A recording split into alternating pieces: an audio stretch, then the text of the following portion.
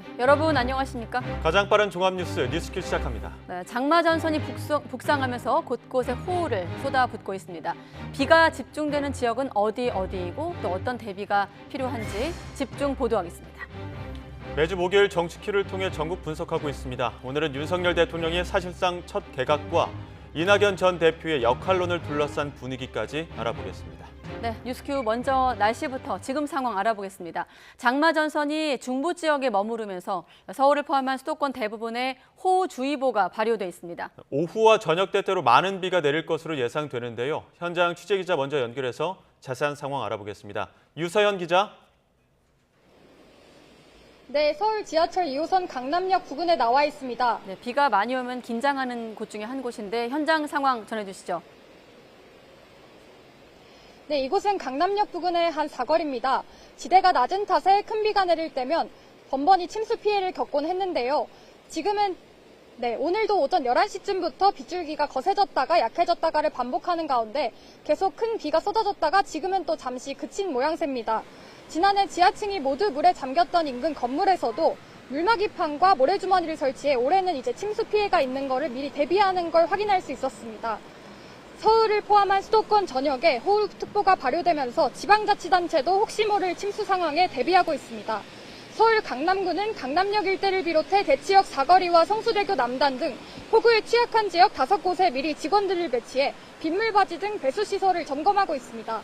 서울시도 재난안전대책본부를 가동하고 비상 1단계를 유지하고 있는 가운데 청계천과 중랑천 등 서울 시내 주요 하천 27개 출입을 전면 통제했습니다.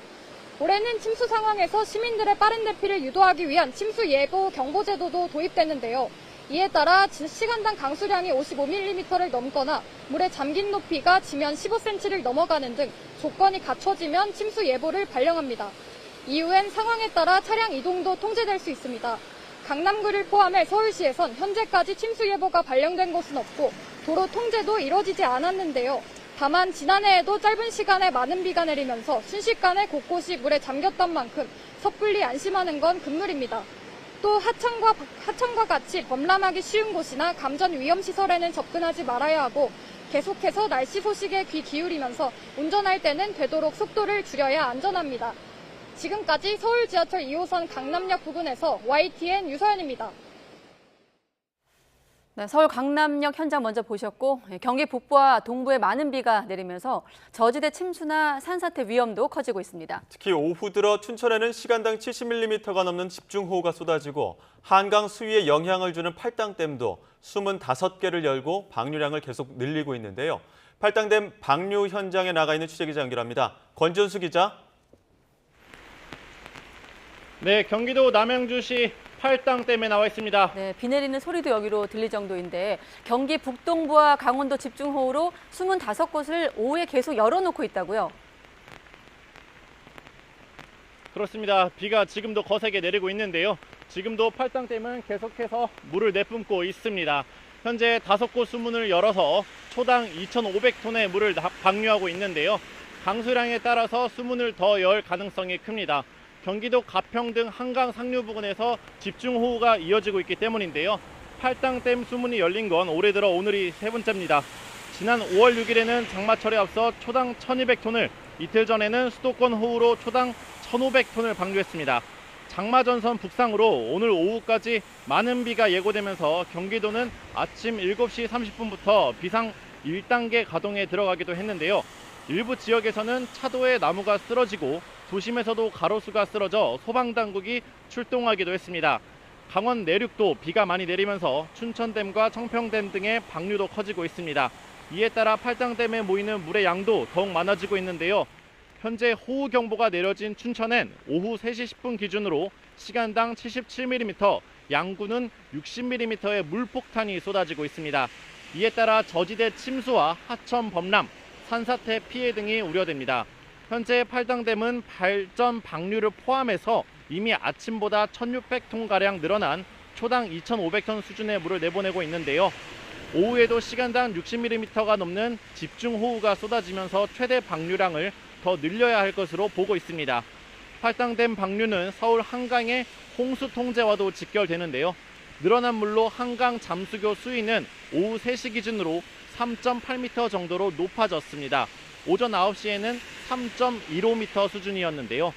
수위가 5.5m로 올라가면 보행자 통행이 통제되기 시작하지만 팔당댐 수문 개방이 그대로 유지된다면 현재 수준에 머무를 것으로 보입니다. 수도권 지역은 내일까지 30에서 60mm의 매우 강하고 많은 비가 내릴 것으로 예측되는데요. 기상당국은 계곡이나 하천 상류에 내리는 비로 하류에서 갑자기 물이 불어날 수 있어 주의해야 한다고 당부했습니다. 장마전선이 수도권을 비롯해 경기 북동부에 머무르면서 전국에는 산사태 위기경보 주의가 확대 발령됐습니다. 산림청은 긴급재난 문자와 마을방송 등에 귀 기울이면서 피해가 없도록 대비해달라고 당부했습니다. 경사면에 물이 솟는 등 산사태 징후가 보일 경우에는 즉시 대피해야 하기 때문에 대피소 위치가 어딘지 미리 알아두시는 게 좋습니다. 지금까지 경기도 남양주시 팔당댐에서 YTN 권준수입니다. 폭우 속에 하천 수문을 관리하다 실종된 60대 여성이 결국 숨진 채 발견됐습니다. 소방당국은 오늘 오전 10시 40분쯤 전남 한평군 엄다천에서 실종이 된 수문 관리자 68살 A씨를 600m 떨어진 펌프장 교각에서 발견했다고 밝혔습니다. A씨는 지난 27일 밤 폭우로 불어난 하천 수문을 열기 위해 접근을 했다가 하천에 빠져 실종됐는데 당시 한평에는 시간당 71mm의 비가 내렸습니다. 장마전선이 내륙으로 북상하며 많은 비를 뿌리자 전국에 산사태 위기경보 주의가 발령됐습니다. 산림청은 기존의 주의 단계가 발령 중이던 부산과 광주, 전북, 전남, 경남 지역 외에 전국에 산사태 위기경보 주의를 내렸다고 밝혔습니다. 산림청은 내일까지 최고 250mm에 달하는 강우가 예측돼 산사태 위험도가 크게 높아졌다며 긴급 재난 문자와 마을 방송 등에 귀를 기울이고 만일의 사태에 대비해달라고 당부했습니다. 네, 만일의 사태의 대비가 왜 중요한 게 나무나 돌 조각과 섞인 흙탕물이 쏟아지는 산사태, 일단 발생을 하게 되면 사후 대피가 무척 어렵습니다. 다만 산사태는 전조 현상이 있어서 미리 숙지하고 사전에 대피하는 게 최선입니다. 김진두 기자가 보도합니다. 흙탕물이 순식간에 산 아래로 쏟아집니다. 나무와 돌이 포함돼 있어 보고 대피하는 건 사실상 불가능합니다. 산사태에 인명사고가 뒤따르는 이유입니다. 산사태는 많은 비가 내려 토양이 잡아들 수 있는 수분량을 넘을 때 일어납니다. 따라서 산사태 발생 전에는 전조현상이 나타나는 경우가 대부분입니다. 대표적인 게 바로 경사지에서 갑자기 많은 양의 물이 솟아오르는 겁니다. 땅속 지하수가 포화 상태라는 뜻으로 산사태가 일어나기 직전의 상황이라 발견 즉시 빠르게 대피해야 합니다. 반대로 잘 나오던 지하수나 샘물이 갑자기 멈추는 상황도 위험합니다. 산이 지하수가 통과하는 토양층이 붕괴하기 시작했다는 신호일 수 있기 때문입니다. 바람이 없는데도 나무가 흔들리거나 넘어지고 산울림이나 땅울림이 들릴 때는 산사태가 시작된 것입니다. 즉시 몸을 피해야 하는 신호라고 생각하시면 됩니다. 산사태 취약지역 주민에게는 최대 48시간 전에 산사태 위험 예보가 전달됩니다.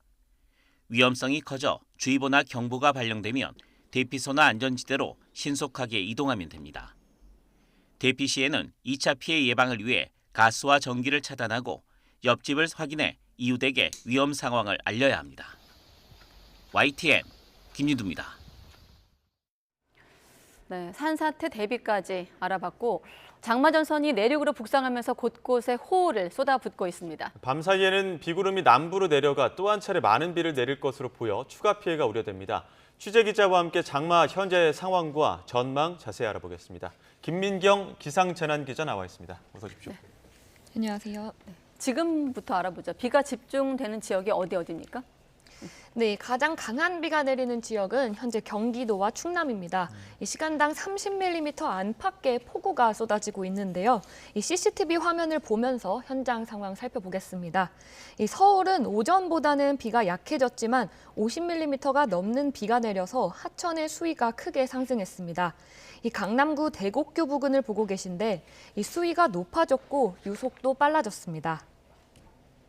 이 다음은 경기도 평택의 경부선 원곡 졸음쉼터 부근인데요. 이 강한 빗줄기에 도로에 물이 고여서 이 차량이 물보라를 일으키고 있습니다. 한눈에도 굉장히 미끄러워 보이네요. 네. 네, 이곳을 지나는 차량은 반드시 속도를 줄이고 안전운전 하시기 바랍니다. 네, 마지막으로 국토 38호선 안성터미널 교차로 부근인데요. 이전까지는 이미 많은 비가 내려서 이 CCTV 화면에도 빗방울이 맺혀 있었지만 지금은 잠시 소강 상태에 들면서 화면이 다시 깨끗해졌습니다. 네, 하지만 미끄러워진 도로에 차량이 지금 시야 확보를 위해 전조등을 켜고 운행하고 있는데요. 이곳 역시도 속도를 줄이고 안전운전 하시기 바랍니다. 네, 지금 뭐 비구름대가 계속 영향을 주고 있는데 그럼 지금 현재 장마전선은 어디에 위치해 있는 겁니까? 네, 이 비구름의 이동을 확인할 수 있는 레이더 영상 보시겠습니다. 이 녹색이 비가 내리는 지역이고 이 붉은색이 강한 비가 집중되는 곳입니다. 네, 지금 화면 나오면 다시 한번 설명을 해야 될 것 같습니다. 일단 설명을 해주시죠. 네, 네. 이 녹색이 비가 내리는 지역이고 이 붉은색이 강한 비가 집중되는 곳인데요. 이 보시는 것처럼 충청과 강원 쪽으로 지금 현재 붉은색의 네, 아직 화면이 나가고 있지 않기 때문에 화면을 좀 뺀 상태에서 정보를 좀 알려주시죠. 네, 현재 충청과 강원 쪽으로 이 붉은색의 강한 비구름이 좀 분포하고 있습니다. 이 장마전선이 남서에서 네, 지금 나오고 있네요. 네, 남서에서 북동으로 기울어진 모습인데요. 네. 네, 저게 맞습니까? 충청과 강원 쪽으로 좀 붉은 구름이 분포하고 네, 있는 그런 맞습니다. 상황이고요. 남서에서 북동으로 기울어진 상황. 네. 네, 더군다나 이제 자주색으로 표현된 지역이 강한 비가 내리는 지역인데요. 아직 네. 화면이 이것도 화면 나오지 않고 띄우겠습니다. 있네요. 네, 현재 자주색으로 보이는 지역이 강한 비가 내리는 지역입니다. 이 오늘 하루, 현재 충남 서해안에는 이 시간당 60mm가 넘는 폭우가 쏟아지고 있는데요. 이 전남과 동해안에는 상대적으로 비가 약한 걸 볼 수 있습니다. 화면에 좀 혼선이 있어 제가 잠깐만 언급하면 앞서서는 충청과 강원 지역에 좀 강한 비가 집중되고 있었고 지금 보시는 화면은 자주색 충남 서해안 지방에 폭우가 내리고 있는 것까지 확인을 했습니다. 자, 그럼 비가 앞으로 얼마나 더 내리는 겁니까? 네, 이 장마전선이 남쪽으로 이동하기 전까지 네. 이 중부에는 최고 150mm가 더 올 걸로 보입니다. 이 문제는 남부지방인데요. 네. 이 밤사이 장마전선상에서 발달한 비구름이 더 발달하게 되면 이 내일까지 호남과 제주도에는 많게는 250mm 이상의 집중호우가 우려됩니다. 이 오늘은 주로 중부지방에 그리고 밤부터 내일까지는 남부지방에 호우가 내린다는 점 염두에 네. 두시면 좋겠습니다. 예, 오늘과 내일 중부에 150mm, 또 남부에 250mm면 비 피해가 우려되는 상황이라고 봐야 되겠죠. 네, 그렇습니다. 이 오늘 하루 내린 비의 양을 보면 중부지방은 50에서 100mm 정도입니다. 예. 이 서해에서 강한 비구름이 유입됐지만 더 발달하지는 않아서 극한 강수로 이어지지는 않은 건데요. 네. 이 문제는 남부지방입니다. 이미 광주에 284mm의 물폭탄이 쏟아진 상황에서 또 호우가 예보됐기 때문입니다. 이 비가 집중되는 시간대도 야간 시간과 취약 시간대가 될 가능성이 큽니다. 이 철저한 대비가 필요한 이유입니다. 네. 자, 어떤 점을 대비해야 할까요? 아까 김진두 기자 리포트에서는 사후 대피가 무척 어렵기 때문에 대비가 중요하다고 했는데 대비 사항도 좀 알려주시죠. 네, 역시 산사태 위험이 가장 큰데요. 네. 오늘 오전 10시 30분부터 전국에 산사태 위기경보 주의가 발령됐습니다. 그만큼 산사태 위험이 크다는 건데요. 전국의 산사태 위험 등급을 보면 강원도가 11.72%로 가장 크고 전북 10.95%, 서울도 5.12%나 됩니다. 그런데 지난번 남부 폭우로 전남과 전북 지역은 토양이 수분으로 꽉 차 있는 상태입니다. 그 물이 빠져나가기 전에 또 큰 비가 내리면 산사태 발생 가능성이 커지기 때문에 다른 지역보다 더 주의해야 합니다. 요 며칠 보면 하루는 엄청 더웠다가 또 하루는 네. 비가 많이 내리고 이런 날들이 계속 반복이 되고 있는데 서울에는 또 올해 첫 열대야도 나타났다고요? 네, 그렇습니다. 어제 밤 사이에 따뜻하고 습한 남서풍이 계속 유입된 데다가 흐린 날씨를 보이면서 밤에 기온이 내려가지 못했는데요. 어제 서울 일최저 기온이 25.1도를 보이면서 지난해보다 이틀 늦게 올해 첫 열대야가 나타났습니다. 폭우와 무더위가 교차하는 게 장마 기간 날씨의 특징인데요. 내일 장마전선이 남쪽으로 이동하면 내륙에는 30도를 넘는 무더위가 기승을 부리겠습니다. 이런 상황에서는 식중독의 위험이 커지는데요. 이 식약청의 식중독 통계를 보면 여름철 식중독 환자가 가장 많은 달이 7월이고 이 8월이 그 뒤를 이었습니다. 이 특히 식중독은 덜 익힌 고기나 신선하지 않은 식품들을 먼저 떠올리는데 이 과일이나 채소도 식중독의 원인이 될 수 있습니다. 이 야외에 음식물을 보관하지 않고 과일이나 채소도 깨끗하게 씻는 것이 중요합니다. 네. 주말에 달력이 좀 바뀌기도 하는데 주말 이후 장마 전망까지 함께 짚어주시죠. 네, 주말이 7월 1일이죠. 1일부터 3일, 그러니까 다음 주 월요일까지는 장마 전선이 제주도 부근이나 제주도 남쪽에 머물 걸로 보입니다. 따라서 장맛비는 주로 제주도와 남해안 일부에 산발적으로 내리겠습니다. 반면 중부 내륙은 장마가 소강 상태에 들면서 기온이 30도를 웃돌며 폭염특보가 내려질 가능성이 큽니다. 다만 높은 습도에 낮 기온이 크게 오르면서 오후에 소나기가 지날 걸로 보입니다. 이후에는 상층의 일기도와 이 기온과 습도를 반영한 수치 모델의 결과를 보면서 설명해 드리겠습니다. 아까 보신 화면인데요. 네, 7월 4일부터는 이 북태평양 고기압의 가장자리가 서쪽으로 확장하게 되면서 이 장마 전선이 동서로 길게 발달할 수 있는 환경이 만들어지는데요. 네. 네, 이번과 비슷하게 이 장마 전선에서 저기압이 발달하면서 이 다음 주 화요일쯤에는 또다시 전국 대부분 지역에 장맛비가 내릴 가능성이 있습니다. 네, 화요일쯤에 다시 전국에 장마권이 들 것이다. 그리고 아무튼 가장 당장은 오늘은 중부지방 그리고 오후부터 내일은 남부에 비가 집중된다는 점 주의해야겠습니다. 김민경 재난기상기자였습니다. 수고했습니다.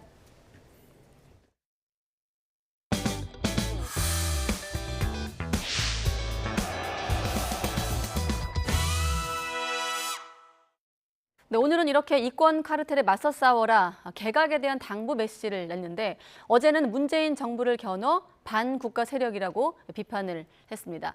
어제 이 대통령의 발언으로 여야 대치가 더 격화되는 분위기입니다. 국민의힘은 정확한 팩트에 근거한 비판이라며 엄호했지만 민주당에선 갈등을 부추겨 정치적 이익을 보려 한다면서 자중하라고 반발했습니다. 국회로 가보겠습니다. 정현우 기자.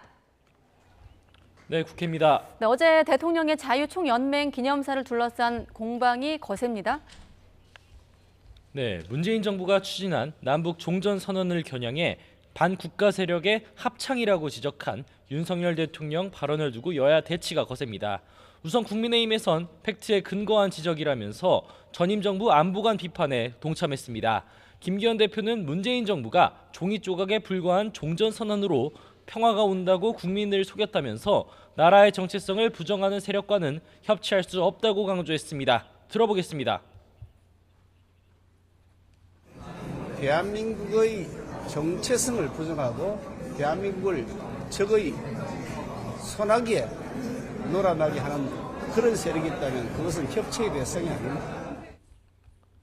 반면 민주당에선 전 정부 청와대 출신 의원들이 맞불 기자회견을 열고 윤 대통령이 저급한 인식을 보였다면서 사과를 촉구했습니다. 이재명 대표도 대결과 갈등을 부추겨 정치적 이익을 얻으려는 건 대통령이 할 일이 아니라며 야당조차도 그렇게 하지 않는다고 지적했습니다. 들어보겠습니다. 이 진영 대결을 부추기거나 아니면은 국민들의 갈등을 조장하는 그런 발언들은 저는 좀 자중할 필요가 있지 않겠나 그런 생각을 하고 있습니다. 일본 원전 오염수 방류 문제를 둘러싼 양당 공방도 여전합니다.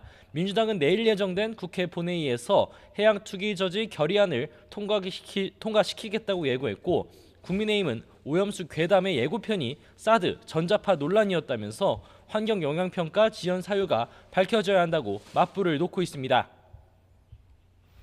네, 그리고 출생 통보제, 지금 진행되고 있는 국회 법사위 전체 회의 상황까지 알려주시죠. 네, 말씀하신 대로 오전에 유령 영유아 사건 재발 방지를 위해 출생 정보가 병원에서 심평원을 거쳐 지자체로 의무적으로 통보되는 출생 통보제 법안이 통과됐습니다. 내일 본회의에서 문안이 처리될 전망인데 여야 법사위원들은 익명 출산을 보장하는 보호출산제 역시 소관상임위인 복지위에서 조속히 처리돼야 한다고 촉구했습니다. 출생 통보제만 적용되면은 신분 노출을 꺼리는 임산부들이 병원 밖 출산을 선택하는 경우가 늘어날 것이 우려돼 병행 처리가 시급하다는 겁니다. 들어보겠습니다. 개정안 시행 이전에 보호출산제를 처리하여 두 제도가 함께 시행될 수 있도록 조치하는 것이 바람직합니다. 법사위 전체회의 의결 시 위원회 위원 모두가 한마음으로 복지위에 요청드리는 바입니다. 쟁점 현안을 둘러싼 공방도 이어지고 있습니다. 민주당은 전현희 전 권익위원장에 대한 감사 과정에서 일부 감사위원 결재가 누락됐다며 표적 감사 의혹을 거듭해서 제기했는데 유병헌 감사원장은 정상적인 절차였다고 맞서면서 고상도 오고 갔습니다. 마찬가지로 들어보겠습니다. 감사위원이 열람이 공란이 났음에도 불구하고 그 밑에 개별 처리한 본안 최종에 보면 결재가 완료된 것으로 되어 있어요. 위원님께서는 그러면 저희들 모여하시는 게 맞습니까? 뭐라고요? 반면 여당은 사드 기지와 관련해 과거 정부에서 환경 영향 평가 결과 발표를 지원했다는 의혹에 대해서 감사원 감사 필요성을 주장하며 공세를 펼쳤습니다. 마찬가지로 직접 보시겠습니다. 영향 평가가 나왔다고 하면 그 성주 국민들이랄지 아니면 관련자들이 그렇게 고통이 짧아질 수 있었겠죠. 감사하는 것을 좀 적극적으로 좀 검토를 해주시기 바랍니다. 네, 마지막으로 오늘 발표된 윤석열 대통령의 장차관 인사를 둘러싼 여야 반응은 어떻습니까? 네, 반응이 엇갈렸는데요. 국민의힘에선 개혁과 민생에 더욱 박차를 가할 개각이 될 것이라고 환영했습니다. 강민국 수석대변인은 논평에서 김영우 서영신여대 교수의 통일부 장관 임명으로 대북 정책이 일관성을 갖게 되고 김홍일 내정자는 정권의 입맛에 맞는 해석만 내던 권익위를 정상화할 것이라고 강조했습니다. 반면 민주당에선 하나같이 자격 없는 사람만 고른 구제불능 인사라며 인사가 망사로 가고 있다고 지적했습니다.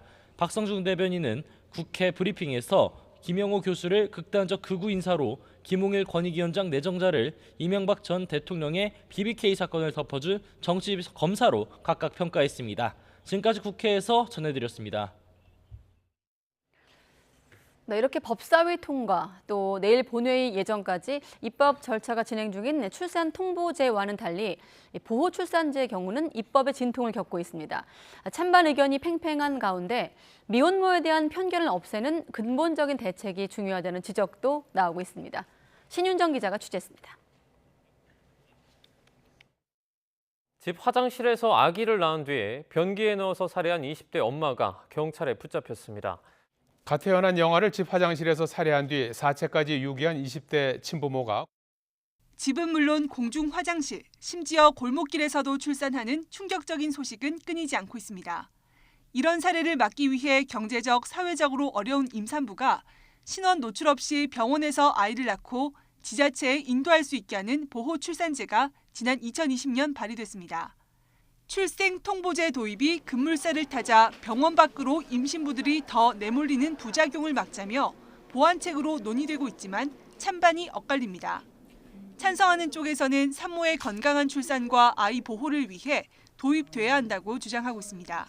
지금도 어딘지 모르는 원룸이나 화장실에서, 모텔에서, 고시원에서 위태로운 목숨이 태어나고 있습니다. 대다수 혼자서 양육과 출산을 부담해야 하는 상황이기에 의료기관이나 사회복지기관 등의 도움을 구하기보다 낙태, 영아 유기, 영아 살해와 같은 그런 극단적인 선택으로 이끌리게 되는 것입니다. 반면 보호출산제가 양육 포기를 부추길 거란 우려도 큽니다. 임신 때부터 출생 신고를 하기 전이라도 미혼모에게 다양한 지원책을 제공해 아이를 잘 키울 수 있는 환경을 조성하는 게 우선이란 겁니다. 임신부터 양육까지 이런 정보를 한 곳에서 얻을 수 있다거나 지원을 받는다거나 하는 게 안 돼 있어요. 그런 원인들이 해결 방법이 하나도 없이 보호출산제를 덜컥 도입을 하면 선택지가 없는 상태에서 강요된 선택을 할 수밖에 없어요. 또 보호출산제로 태어난 아이가 친부모에 대한 정보가 차단된다는 점도 문제인데 정부는 미성년자까지 출생증서 열람을 청구할 수 있도록 하는 보완책 마련에 나섰습니다. 보호출산제 도입과 별개로 미혼모에 대한 편견을 없애려는 노력과 함께 실질적인 지원을 강화하고 누구나 쉽게 이용할 수 있도록 하는 근본적인 대책이 절실하다는 지적입니다. YTN 신윤정입니다. 오늘은 내년 최저임금을 심의할 법정 기한 마지막 날입니다. 노동계가 회의에 복귀했지만 노사가 요구하는 수준 차이가 워낙 커서 기한을 넘길 가능성이 커 보입니다. 취재기자 연결합니다. 김평정 기자. 네, 사회정책부입니다. 최저임금위원회 회의 열리고 있습니까? 네, 오후 3시부터 정부 세종청사에서 최저임금위원회 9차 전원회의가 진행되고 있습니다. 노동계도 논의에 복귀했습니다. 양대 노총은 내부 회의를 통해 노동자의 생계와 직결된 문제인 만큼 회의에 참석해 책무를 다하자는 데 의견을 모았습니다. 근로자위원이 회의에 복귀했지만 노사 양측의 요구한 격차가 워낙 커서 의견을 좁히기는 쉽지 않아 보입니다. 내년 최저임금으로 노동계는 올해보다 27% 인상한 12,210원을, 경영계는 올해와 같은 9,620원으로 동결하는 것을 요구했습니다. 앞서 그제 열린 8차 회의에서는 근로자위원 8명이 모두 퇴장하며 파행을 겪었습니다. 당시 구속된 김준영 한국노총 금속노련 사무처장이 맡고 있던 근로자위원 자리에 김만재 금속노련 위원장을 위촉하는 문제를 놓고 갈등이 빚어졌습니다. 고용노동부는 두 사람이 같은 혐의로 수사받고 있는 만큼 위촉할 수 없다는 입장이지만 노동계는 이를 비상식적인 노동 탄압으로 규정했습니다. 최저임금위원회는 근로자위원과 사용자위원, 공익위원이 각각 9명씩 모두 27명으로 구성되지만 최근에는 김준영 사무처장이 해촉되며 근로자위원은 1명 적은 8명으로 운영되고 있었습니다. 최저임금위원회가 내년도 최저임금을 결정하는 법정 시한은 오늘까지인데요.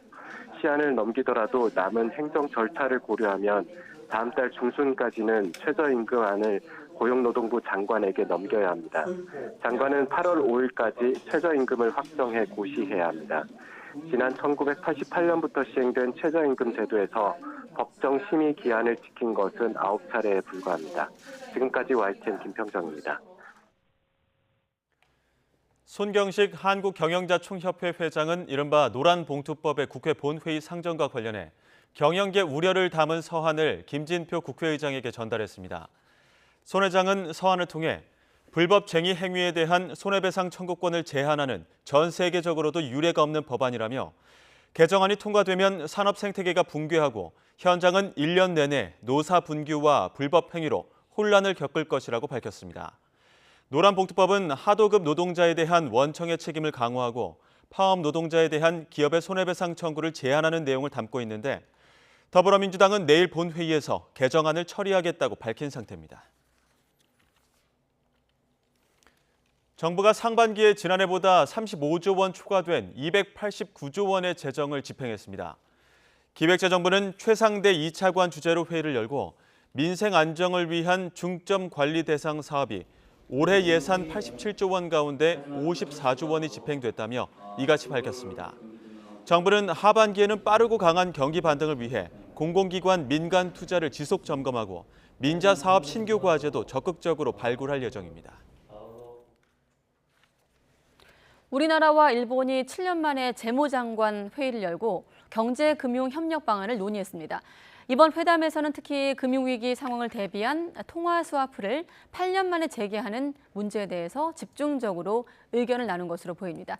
일본 현지 연결하겠습니다. 김세호 특파원. 네, 도쿄입니다. 네, 7년 만에 다시 재개된 한일 재무장관 회의 어떻게 열렸습니까? 네, 한일 재무장관 회의는 오늘 오후 2시 반부터 일본 재무성에서 열렸습니다. 우리 측은 추경호 경제부총리, 일본 측은 스즈키 슈니치 재무상이 각각 대표로 참석했습니다. 이번 회의에서는 국제금융의제와 제3국 인프라 공동 진출 협력, 또 역내 금융 안전망과 금융조세 관련 협력 등이 논의됐습니다. 특히 이번 재무회의에서 주목되는 것은 한일 간 통화 교환 협정인 통화스와프 재개입니다. 외환위기 같은 비상상황에서 상대국의 자국 통화를 맡기고 상대국 통화나 달러를 받을 수 있도록 하는 협정인데 한일 간의 한국 원화를 일본이 가진 달러로, 일본이 가진 원화는 한국이 가진 달러로 교환하는 달러화 기반 방식이 거론돼 왔습니다. 이번 통화스와프 체결 규모는 최소 20억 달러에서 최대 100억 달러에 이를 것이라는 관측이 나옵니다. 네, 이번 회의에서 한일 간 통화 스와프 재개가 결정이 된다면 어떤 의미를 갖는 건가요? 네, 한일 통화 스와프는 지난 1990년대 후반 아시아 외환 위기를 계기로 지난 2001년 7월부터 시작됐습니다. 20억 원으로 시작한 통화스와프의 규모는 2011년 700억 달러까지 늘었지만 이후 한일 관계가 나빠지면서 2015년 2월부터 중단됐습니다. 그러다 윤석열 정부 들어 한일 관계 개선 움직임과 맞물려 통화스와프를 재개하자는 분위기가 자연스럽게 형성된 것으로 풀이됩니다. 사실 우리로서는 한일 통화스와프가 절박하게 필요한 정도는 아니라는 게 중론입니다. 지난 5월 말 기준 우리나라 외환 보유액은 4,210억 달러로 외환 위기 전후에 비해 10배 이상입니다. 2008년 미국의 리먼 쇼크 때도 한일 통화스와프는 발동하지 않았습니다. 그럼에도 통화스와프 재개는 경제금융 분야의 한일 관계 복원이라는 상징적 의미가 큽니다. 앞서 이창용 한국은행 총재는 한일 통화스와프에 대해 반드시 환율 안정을 위한 것이 아니고 한일 경제 교류 등을 종합적으로 고려하고 있다고 말한 바 있습니다. 결국 한일 정상의 셔틀 외교가 복원되고 경제 안보 분야 협력도 가속화되면서 산업계의 화이트리스트 복원에 이어 재무당국 간에도 정체됐던 경제 현안 협력을 최대한 복원하겠다는 분위기가 반영된 것 아니냐는 해석이 나옵니다. 지금까지 도쿄에서 전해드렸습니다. 네, 김세호 특파원 설명에서처럼 지금 일본 도쿄에서 진행 중인 한일 재무장관 회의를 통해서 두 나라가 통화스와프 재개를 발표할 전망인데요. 이번엔 통화스와프가 무엇이고 어떤 이점이 있는 건지 정리해 보겠습니다. 네, 통화 스와프. 두 나라가 약속을 해서 정한 환율에 따라 필요한 만큼의 돈을 교환하고 일정 기간이 지난 후에 최초 계약 때 정한 환율로 재교환하는 것을 말합니다. 그러니까 계약 체결일에 상대국에 1,300원을 내고 1달러를 빌리면 만기일의 환율이 1,500원이든 1,000원이든 상관없이 1달러를 갚고 다시 1,300원을 돌려받는 겁니다. 외환 위기 등 비상 상황에서 원화 가치가 크게 떨어져도 안정적으로 외화를 구할 수 있어 제2의 외환 보유고로 불리기도 합니다. 현재 우리나라는 중국과 호주, 아랍에미리트 등과 통화 스와프를 맺고 있는데요. 8년 만에 재개를 논의하고 있는 한일 통화 스와프. 한일 관계 복원이란 상징적 의미와 더불어 급격한 엔화 약세에 맞닥뜨린 일본과 또 기축통화국이 아니어서 환 리스크에 노출되어 있는 우리나라 모두의 윈윈이란 긍정적 효과가 올지 기대됩니다.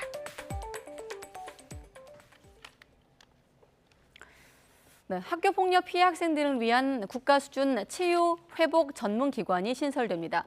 교육부가 이르면 2026년도 하반기에 개원할 수 있도록 하겠다면서 이같이 밝혔습니다. 학교폭력 등으로 장기간의 치유와 회복이 필요한 학생들은 기숙형 센터에 머물게 되고 학생들의 현재 상태와 피해 정도 등을 종합적으로 고려해서 유형별 장단기 프로그램이 운영될 예정입니다. 교육부는 학교폭력 등 어려움을 겪고 있는 학생들이 빨리 일상으로 돌아갈 수 있게 국가가 책임을 지고 체계적으로 지원하겠다고 밝혔습니다. 올해 4년제 일반대와 교육대학 신입생 7명 가운데 1명은 기회균형 선발로 입학한 것으로 나타났습니다. 교육부 분석 결과를 보면 4년제와 교육대를 포함해 193곳 대학교의 기회균형 선발 입학생 비율이 14.3%로 전년보다 0.6%포인트가 증가했습니다. 출신 고교별로 보면 일반고 학생의 경우 국공립대 진학 비중이 77.7%로 사립대 진학 비율보다 5.2%포인트가 높았고 수도권대보다 비수도권 대학 진학률이 5.3%포인트 높았습니다.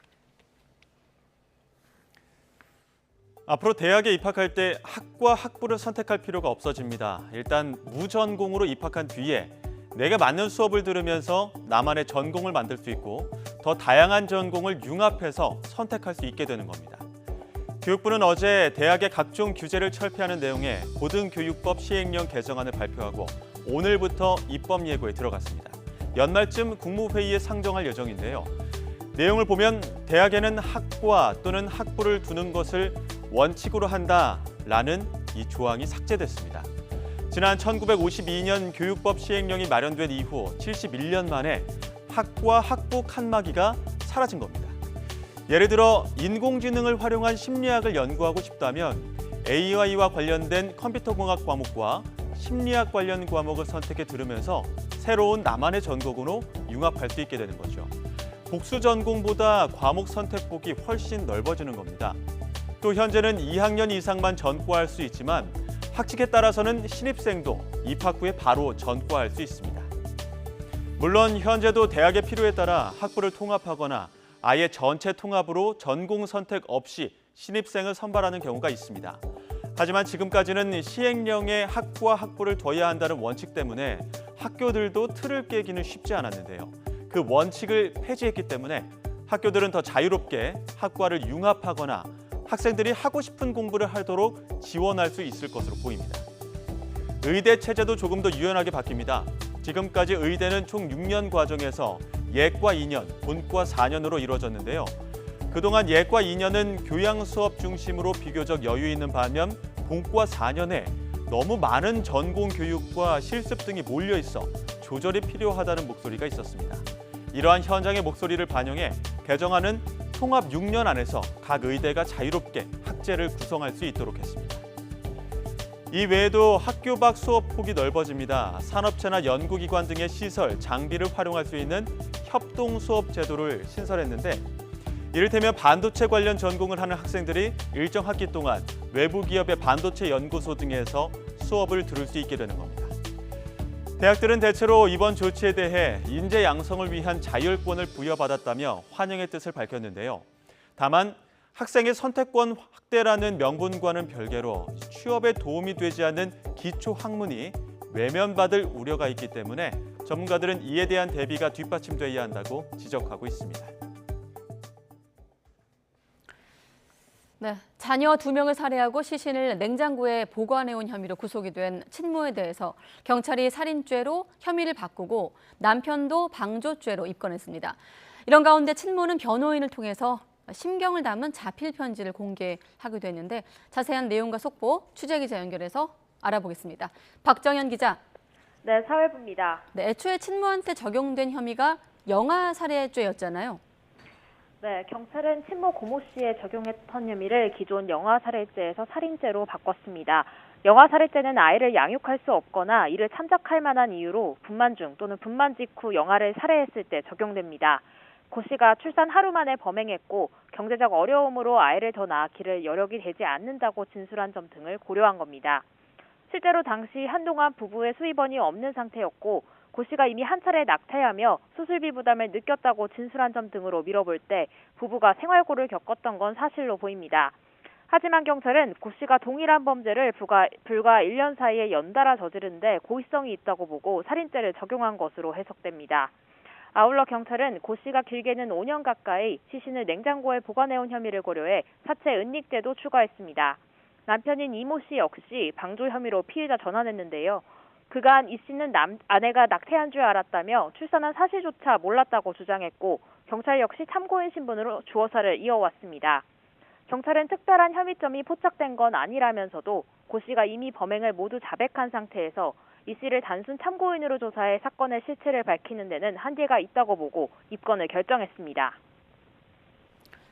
자, 그런데 이런 가운데 오늘 친모가 쓴 자필 편지가 공개됐다고요? 네, 변호인을 통해 전달한 편지에서 고 씨는 매일 죽은 아이들을 생각하며 미안했다고 심령을 밝혔습니다. 그러면서 막내가 초등학교에 입학하면 자수하려고 했지만 이후에도 어린 자녀들에게 엄마의 손길이 많이 필요한 것 같아 미뤘다고 주장했습니다.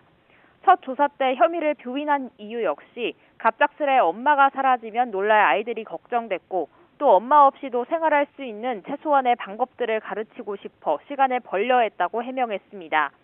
고 씨는 다만 사건이 알려진 뒤 아이들 친구들에게 연락이 오는 등 과도한 신상털기로 고통받고 있다며 자신은 평생 속죄하며 살 테니 아이들만은 보호해달라고 호소했습니다.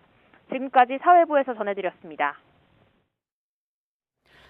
네, 이른바 50억 클럽 핵심 인물로 대장동 일당과 결탁했다는 의혹을 받고 있는 박영수 전 특별검사가 법원에서 구속영장 실질 심사를 받았습니다. 박 전 특검은 국민께 심려를 끼쳐 죄송하다면서도 거듭 혐의를 부인하기도 했습니다. 임성호 기자의 보도입니다. 박영수 전 특검이 구속 전 피의자 신문을 받기 위해 법원에 출석했습니다.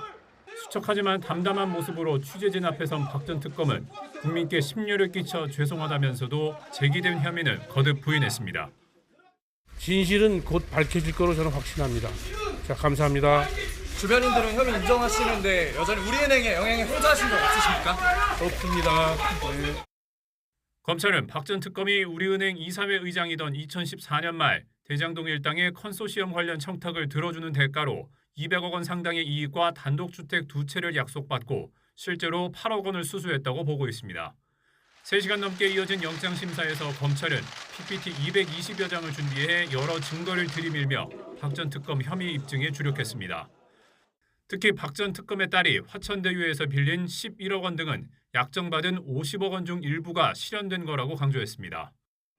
그런데도 박 전 특검이 범행을 부인하는 데다 휴대전화를 파손하고 PC 기록을 지우는 등 증거도 없앴다며 구속 필요성을 역설한 것으로 전해졌습니다.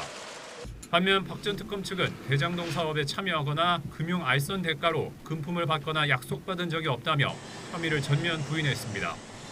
또 박 전 특검이 고령이고 도망칠 우려도 없다면서 구속은 불필요하다고 맞섰습니다.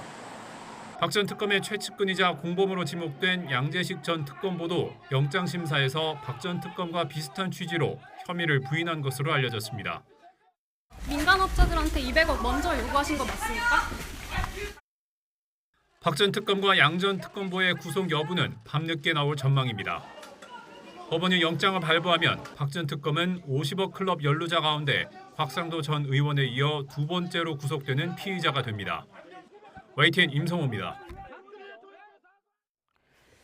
네, 취임 2년차를 맞은 윤석열 대통령이 10여 개 부처 장차관을 교체하는 인선을 발표했습니다. 대통령실 비서관 출신 5명을 차관으로 발탁하기도 했는데 국정 장악에 고삐를 바쳐 죄었다 이런 분석이 나오고 있습니다. 또 어제 윤 대통령의 자유총연맹 기념행사 발언을 놓고 정치권 공방도 거세지고 있습니다.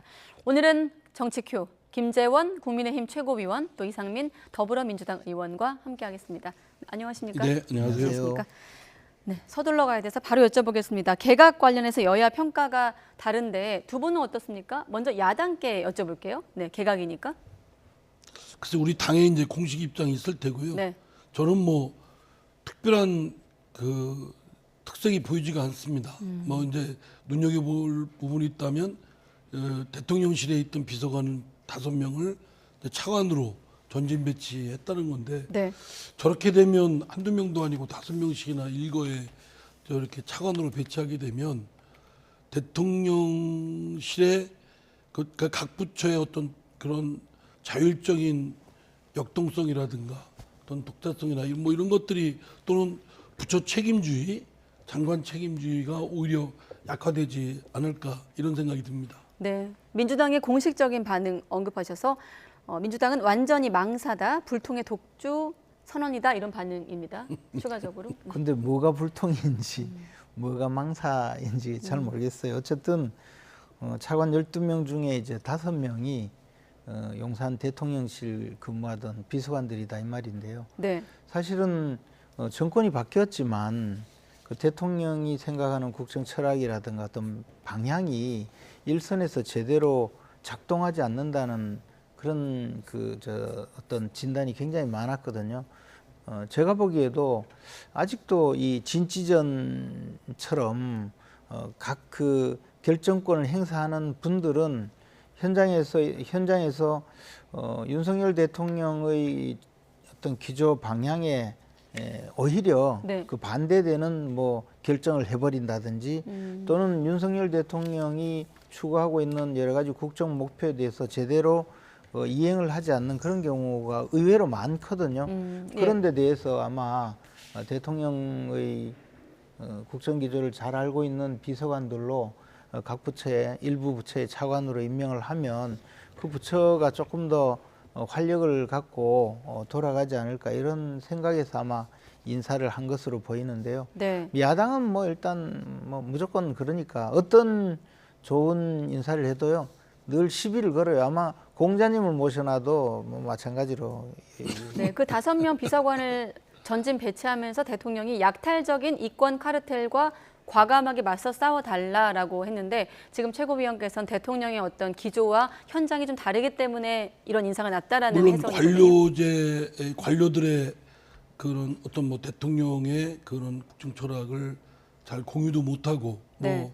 뭐 실행도 못하고 있다 이런 부분은 내부에서 이제 윤석열 정부 내부에서 수정 보완을 해야 될 일이고요. 궁극적으로는 대통령의 리더십에 저는 문제가 좀 있다고 봐요. 네. 예, 몇 가지 뭐 사례 보더라도 뭐 만 5세 학령아 동원이라든가 최근에 수능 시험 문제라든가 이걸 보면 불쑥불쑥 그냥 굉장히 즉흥적인 그런 것들이 국민들이 보이기에는 정책의 네. 수요자인 국민들이 보기엔 그런 것들이 많고 그러면 정책을 실무적으로 맡고 있는 관료들은 더 할 거라 생각됩니다. 이런 것들에 대해서 대통령으로서의 그런 자신의 정부 내에 있는 관료들을 장악하지 못하고 리더십을 발휘 못하고 있는 건 오히려 물론 관료제의 부족한 점도 살펴봐야 되겠지만 네. 대통령 스스로 그 1년 동안 대통령으로서 국정의 리더십을 발휘하면서 어떤 점이 좀 부족했는지 네. 오히려 좀 자아 성찰을 하는 것이 좀 필요하지 않을까라고 권하고 싶습니다. 뭐 자아 성찰 끝에 이런 인사를 하게 됐죠. 근데 본인은 본인에 대한 성찰은 없어요. 아니 각 부처의 그 업무 행태라든가 또 성과라든가 또는 이제 대통령이 생각하고 있는 대한민국의 어떤 모습을 직접 그 대통령이 이 말로서 전달을 하고 또는 정책으로서 전달하는데 일선에서는 잘 그 변화가 보이지 않는다. 뭐 그런 지적은 평소에도 있었거든요. 그래서 네. 저는 실력이 있는 비서관이라면 각 부처의 차관으로 보내서 부처를 장악해서 일을 하게 하는 것도 좋은 방법이라고 생각합니다. 이제 오히려 이제 차관이 대통령실에서 곧바로 네. 비서관이 차관으로 가다 보니까 그것도 사실 권력의 이례적인 건 축이 아닙니까? 예. 이제 차관으로 움직이고 각 부처의 장관들은 좀 굉장히 좀 그런 리더십 발휘하는데 오히려 제약이 있을 것이다 이런 짐작이 됩니다. 하여튼 잘해주길 바랍니다. 잘해주길 바라요. 네. 그래서 실세 차관 이렇게도 좀 지목이 되던데 그 부분은 어떻습니까? 근데 이 관료 사회잖아요. 네.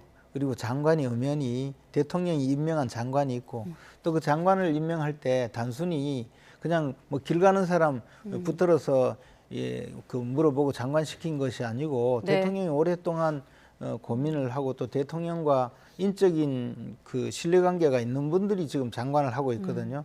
그런데 그 밑에 차관이 가서 대통령실의 뭐 비서관인데 차관이 가서 실세가 된다는 건 논리 자체가 맞지 않습니다. 네. 그러니까 뭐 제 말씀은 반박하실 게 아니고 잘 운영해 주시기 바라는데 지금 1년을 평가해 보면 그렇지 못한 점이 많다라는 점을 지적합니다. 네. 빨리 서둘러 가라고 하네요. 저는 네. 잘 운영되는 부분도 많은데 네. 야당이 이렇게 그 발목을 잡고 정권의 그 출범부터 시작해서 지금까지 이 대선 불복운동 하듯이 각 부처에 남아서 뭐 대통령의 어떤 정책을 방해한다든지 이런 경우도 참 많았고 야당이 특히 이 대한민국의 정치를 거의 불통 상태로 만들어 버린 것 아닌가 그런 생각이 듭니다. 네, 사실 매주 목요일에 이재호 상임 고문과 자주 만나셨는데 각이 잘 안 세워졌었는데 오늘은 좀 각이 세워질 것 같아서 기대가 큽니다. 자, 아까 자막에 방통위원장 자리가 있었거든요. 사실상 내정됐다는 보도가 상당 시간 지났는데 먼저 여쭤볼게요. 정말 청문회 2번 해야 돼서 그런 겁니까? 왜 어떤 분위기인가요? 왜 지명에서 빠졌나요? 아니 이번에는 뭐 차관 인사를 한 것이니까 장관 인사를 또 앞으로 곧 하겠죠. 그리고 대통령실에서 판단하기로는 그 이동관 특보에 대해서 네. 그 제기된 여러 가지 문제는 거의 사실이 아니라고 이미 확인을 한 것으로 알고 있습니다. 그래서 여론을 의식하는 건 아니다. 여론을 의식할 수는 있는데요, 네. 뭐든지. 근데 기본적으로 그 문제 제기했던 특히 민주당에서 문제 제기했던 여러 가지 사안은 객관적인 사실과는 다르다라고 판단을 하고 있는 것으로 알고 네. 있습니다. 그래서 뭐 임명하는 데는 큰 문제가 없으리라고 봐요. 근데 야당은 어차피 방송통신위원장 자리를 언론의 어떤 그 기능과 관련시켜서 생각하기 때문에 죽기 살기로 비난을 하고 또 흠집 내고 온갖 일을 벌이겠죠, 뭐. 그러니까 여당에서는 또 정부 여당에서는 야당이 하는 말을 죽기 살기로 그냥 붙잡는다 이렇게 생각하실 게 아니라 그중에 귀담아 들을 부분이 뭐가 있는가, 국정을 운영하는 데 있어서 어떤 점이 좀 도움이 되겠는가 이걸 살펴보시는 게 더 도움되지 않겠어요?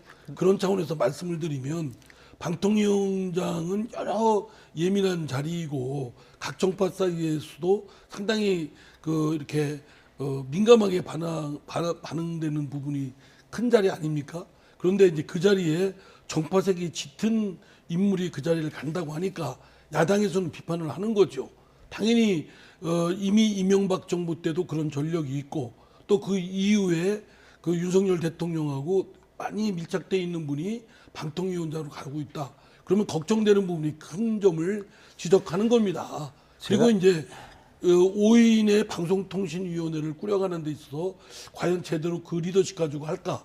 오히려 이동관 그런 특보위 같은 경우는 방통위원장보다는 대통령실의 비서실장이라든가 정무수석이라든가 뭐 정무직 있지 않습니까? 그런 거 하면 잘하실 텐데 굳이 그렇게 적격계 자리에 적임자도 아닌 분을 억지로 앉히려고 하는 건 그 의도가 뻔히 짐작이 된다는 겁니다. 아니 근데 적임자가 아니라는 근거가 무엇인지 저는 잘 모르겠고 제가 저한테 시간을 주시겠습니까? 아무리 말씀을 하셔도 그 방송사의 재심사를 앞두고 점수까지 조작하게 만드는 그런 분이 문재인 정권에서 임명한 분이잖아요.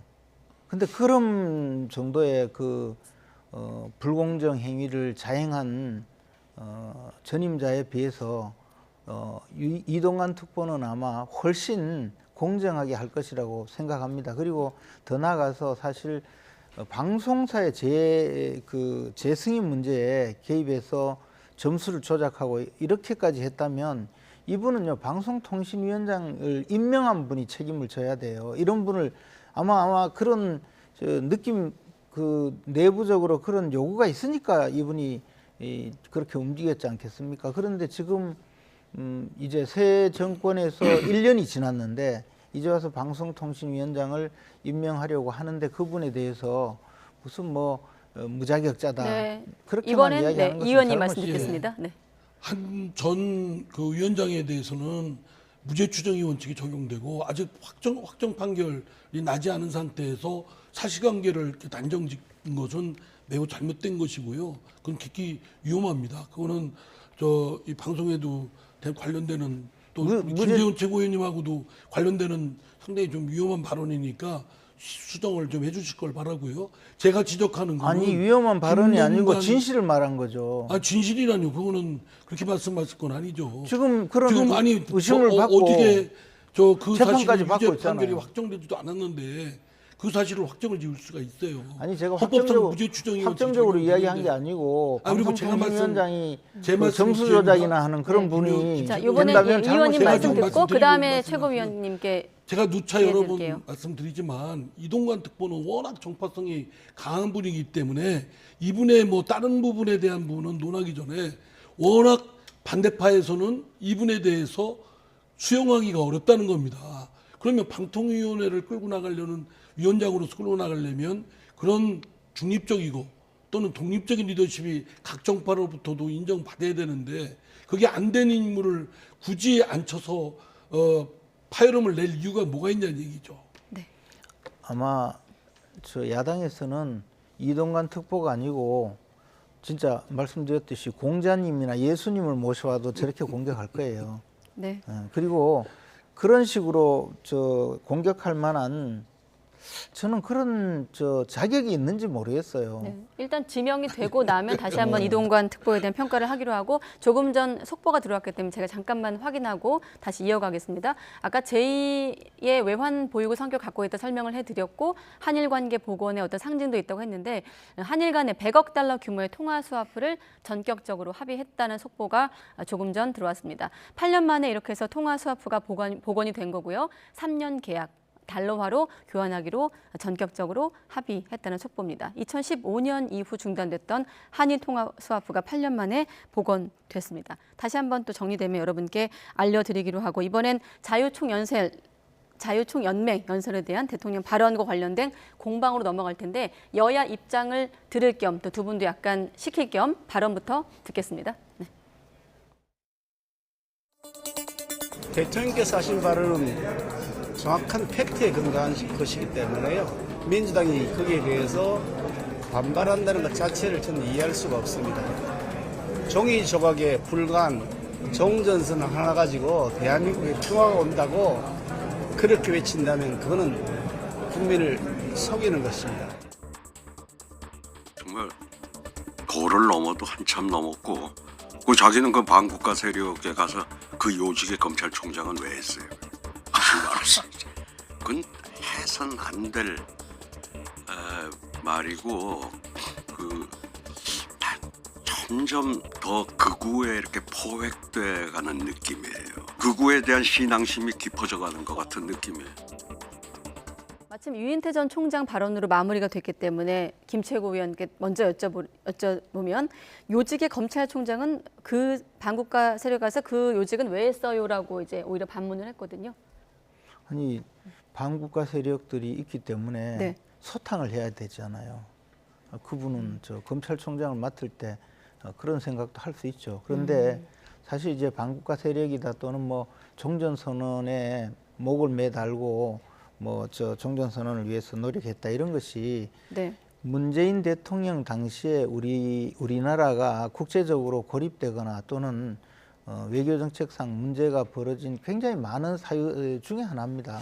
이 종전선언을 지지하고 뭐 지지하지 않고의 문제가 아니라 종전선언 다음에는 그다음에 이제 미군 철수, 주한미군 철수 이야기가 나올 수 있고 그리고 여러 가지 그 문제되는 복합적인 사안이 있는데 그 야당에서 그렇게 그때 당시 우리가 야당이었잖아요. 야당에서 그만큼 이 종전선언 문제점을 제기했는데도 불구하고 종전선언을 어떻게든 실현시키겠다는 의도로 심지어 해양수산부 공무원이 그 북한군에 의해서 완전히 처참하게 피격이 됐는데도 네. 그걸 종전선언 연설을 위해서 숨기려고 했다는 그런 수사 결과도 있었잖아요. 그래서 재판을 받고 있잖아요.